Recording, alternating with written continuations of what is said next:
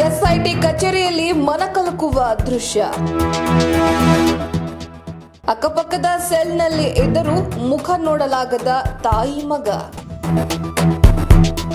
ಮಹಿಳೆ ಅಪಹರಣ ಕೇಸ್ನಲ್ಲಿ ವಿಚಾರಣೆ ಎದುರಿಸಿದ ಭವಾನಿ ರೇವಣ್ಣ.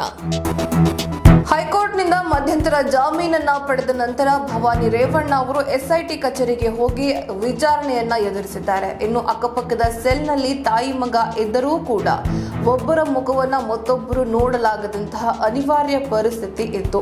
ಇಬ್ಬರನ್ನೂ ಕೂಡ ಸಪರೇಟ್ ಆಗಿ ಕೂರಿಸಿ ವಿಚಾರಣೆಯನ್ನ ನಡೆಸ್ತಾ ಇದ್ರು. ಜೊತೆಗೆ ಅವರ ಹೇಳಿಕೆಗಳನ್ನ ದಾಖಲಿಸಿಕೊಳ್ತಾ ಇದ್ರು ಎಸ್ಐಟಿ ಅಧಿಕಾರಿಗಳು. ಇನ್ನು ಭವಾನಿ ಅವರು ಮಧ್ಯಂತರ ಜಾಮೀನನ್ನ ಪಡೆದ ನಂತರ ಎಸ್ಐಟಿ ಮುಂದೆ ಹಾಜರಾಗಿದ್ರು. ಹೈಕೋರ್ಟ್ ಕೂಡ ಅವರಿಗೆ ಸೂಚನೆಯನ್ನ ಕೊಟ್ಟಿತ್ತು. ನೀವು ಹೋಗಿ ಎಸ್ಐಟಿ ವಿಚಾರಣೆಯನ್ನ ಎದುರಿಸಲೇಬೇಕು ಅನ್ನುವಂತಹ ಸೂಚನೆ ಕೊಟ್ಟ ಮೇರೆಗೆ ಎಸ್ಐಟಿ ಕಚೇರಿಗೆ ಅವರು ಹೋಗಿ ಹಾಜರಾಗಿದ್ರು. ಇನ್ನು ತಾಯಿ ಮಗ ಅಕ್ಕಪಕ್ಕದ ಕೊಠಡಿಯಲ್ಲಿದ್ದರೂ ಕೂಡ ಒಬ್ಬರನ್ನೊಬ್ರು ಮುಖ ನೋಡ್ದೇನೆ ವಿಚಾರಣೆ ಎದುರಿಸಿರುವಂತಹ ಪ್ರಸಂಗ ನಿಜಕ್ಕೂ ಮನಕಲಕುವಂತಹ ದೃಶ್ಯವೇ ಆಗಿತ್ತು.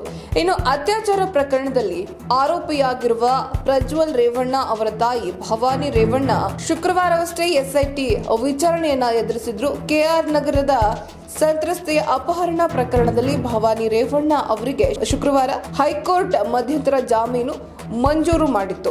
ಅಲ್ಲದೆ ಭವಾನಿ ಅವರನ್ನ ಯಾವುದೇ ಕಾರಣಕ್ಕೂ ಎಸ್ಐಟಿ ಬಂಧಿಸುವಂತಿಲ್ಲ ಅಂತ ಹೇಳಿದ್ರು. ಜೊತೆಗೆ 5 ಗಂಟೆಗಳ ಕಾಲ ಮಾತ್ರ ಕಸ್ಟಡಿಯಲ್ಲಿ ಇಟ್ಕೊಳ್ಬಹುದು ಅಂತ ಷರತ್ತನ್ನ ವಿಧಿಸಿತ್ತು.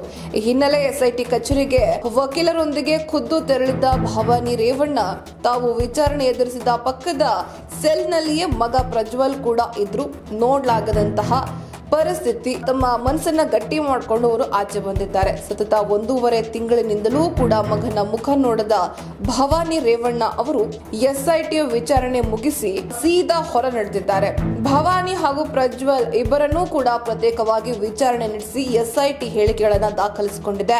ಇನ್ನು ಸಂತ್ರಸ್ತೆ ಅಪಹರಣ ಪ್ರಕರಣದ ವಿಚಾರಣೆ ನಡೆಸಿದ ಎಸ್ಐಟಿಗೆ ಭವಾನಿ ರೇವಣ್ಣ ಸರಿಯಾಗಿ ಸಹಕಾರ ನೀಡಿಲ್ಲ ಅನ್ನೋದು ತಿಳಿದು ಬಂದಿದೆ.